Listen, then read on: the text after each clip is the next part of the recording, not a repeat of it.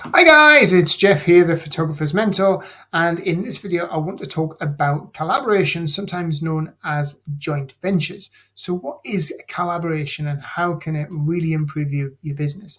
Now, in my one of my latest books, The Ambitious Photographer's Journal, which is a 52-week step-by-step guide to really growing your business, we talk about collaboration and joint ventures as a major part of growing your business. In fact, I include it as part of your weekly tasks. So every Wednesday, I call it Opportunity Wednesday. And this is where you reach out for opportunity. Now, literally, there is so much opportunity out there, but most photographers don't take it. Most photographers tend to stay within themselves, within their own business, within their own social media pages and social media community.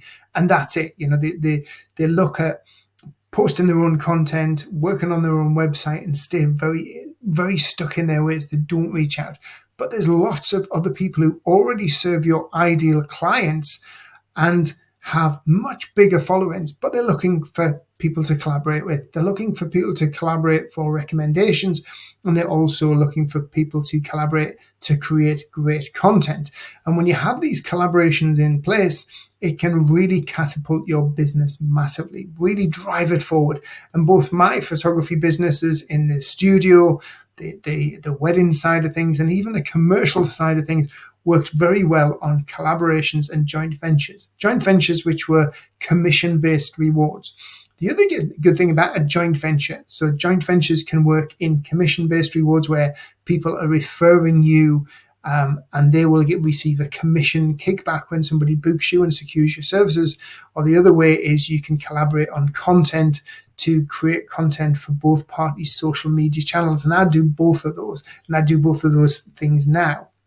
So one great way about the collaboration is that it can help you build authority, it can help you build more followers, it can actually drive a lot more customers and a lot more revenue to your business, but you don't actually pay anything out until you have some revenue coming in. So if it's a commission-based joint venture scheme, you only pay out a commission when somebody's paid you for doing something.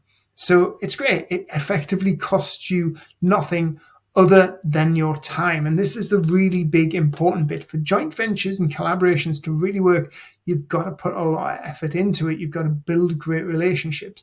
Now think about it. If you had somebody who constantly looked after you and recommended your services and made a fuss about you, you would go out your way to recommend them and tell everybody about them, wouldn't you? And that's exactly what a joint venture is all about. You look after people who you want to collaborate with. You build great relationships so they won't recommend or even think about anybody else in the photography industry. The first person they think about is you. And they're actually eager to recommend you because you look after them so well. You have a great relationship and they want to, it's that reciprocity thing. They want to reward you and they want to keep pushing you forward and pushing you to their clients because they feel they have a great connection with you.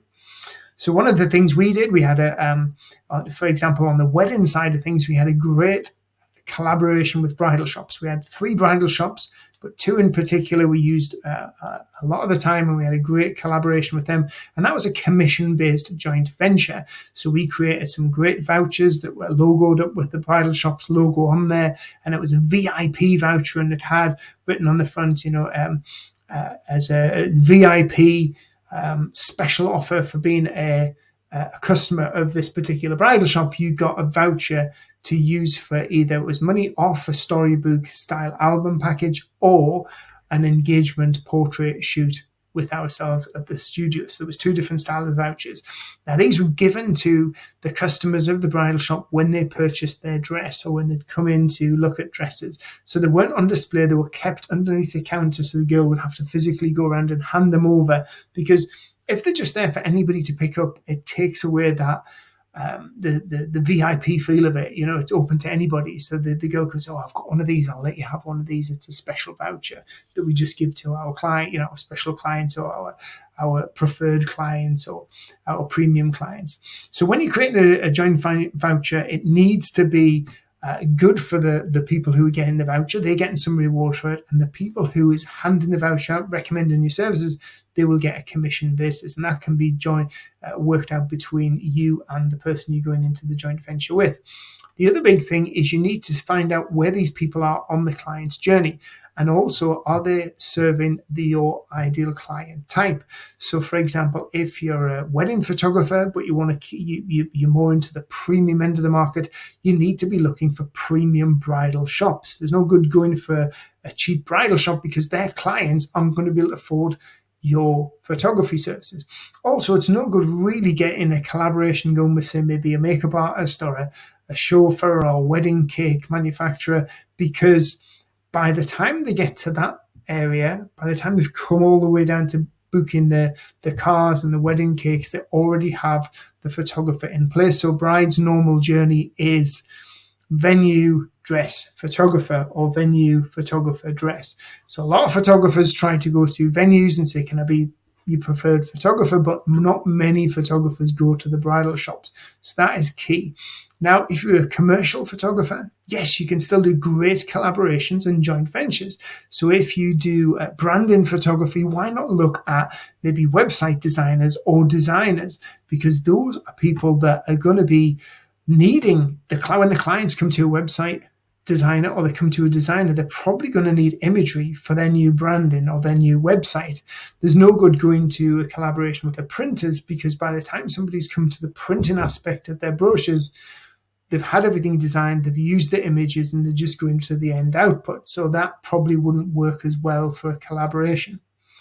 Now, what you got to think about as well is ways that you can utilize the experience and the knowledge you have about your particular industry, whether that's commercial, whether that's weddings, whether that's pet portraits and families, and some of the experiences and knowledge that you've gained over the years that will be great for blogs, magazine articles, social media posts, and you can collaborate with people to create content for their network. So, for example, you might look, if you're say, for instance, you're a pet photographer, you might look to collaborate with maybe a dog groomers or maybe a local pet produce and pet food and pet toy supplier or something like that, like a local pet shop.